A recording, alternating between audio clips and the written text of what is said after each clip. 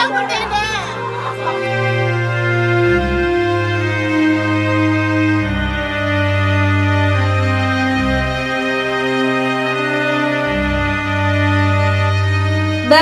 உள்ள ஆனேக்கல் தாலுகா ஹூஸ்கூர் ஏரியில் இளம்பெண் உடல் கண்டெடுக்கப்பட்ட சம்பவத்தில் அவரது தந்தை கைது செய்யப்பட்டுள்ள சம்பவம் அரங்கேறியுள்ளது. காரணம் என்ன? விரிவாக பார்க்கலாம். இவரது 21 வயது மகள் சஹானா தற்போதுதான் கல்லூரி படிப்பை முடித்துள்ளார். இவரும் அதே கிராமத்தில் வசிக்கும் 24 வயதான நிதின் என்பவரும் காதலித்து வந்துள்ளனர். இந்நிலையில் கடந்த 3 நாட்களுக்கு முன்தான் மகளின் காதல் விவகாரம் ராமமூர்த்திக்கு தெரியவந்துள்ளது. நிதினும் சஹானாவும் வெவ்வேறு சமூகத்தைச் சேர்ந்தவர்கள் என்பதால் மகளின் காதலை கடுமையாக எதிர்த்துள்ளார் ராமமூர்த்தி. நிதினை விட்டு விலகும்படி தொடர்ந்து மகளை கட்டாயப்படுத்தி வந்துள்ளார். அத்தோடு நில்லாமல் அவசரமாக தனது மகளுக்கு சொந்த சாதியிலேயே வேறொரு பையனை பார்த்து திருமணம் செய்து வைக்க முயற்சித்து வந்துள்ளார்.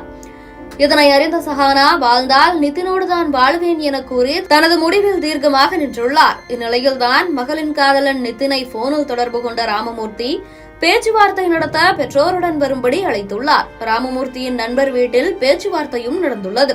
அப்போது தன் மகளை தன் அக்காவின் மகனுக்கு திருமணம் செய்ய விரும்புவதாகவும் நிதினுக்கு திருமணம் செய்ய விருப்பம் இல்லை எனவும் கூறி தனது மகளை மறந்துவிடும்படி கூறியுள்ளார். இதனை கேட்ட சஹானா தந்தையிடம் சண்டையிட்டுள்ளார். ஆத்திரமடைந்த ராமமூர்த்தி சஹானாவை சரம் மாறியாக தாக்க தொடங்கவே சஹானா உயிர் போனாலும் காதலை கைவிட மாட்டேன் என தெரிவித்துள்ளார். இதனை கேட்ட நிதினின் தாய் பிள்ளைகளின் விருப்பத்தை நிறைவேற்றி வைத்து விடுவோமே என கூறி மன்றாடியுள்ளார். ஆனாலும் ராமமூர்த்தி திருமணத்திற்கு சம்மதிக்கவில்லை. 2 நாட்கள் கால அவகாசம் வேண்டும் என கேட்டுவிட்டு மகளை அழைத்துக் கொண்டு பைக்கில் புறப்பட்டுள்ளார்.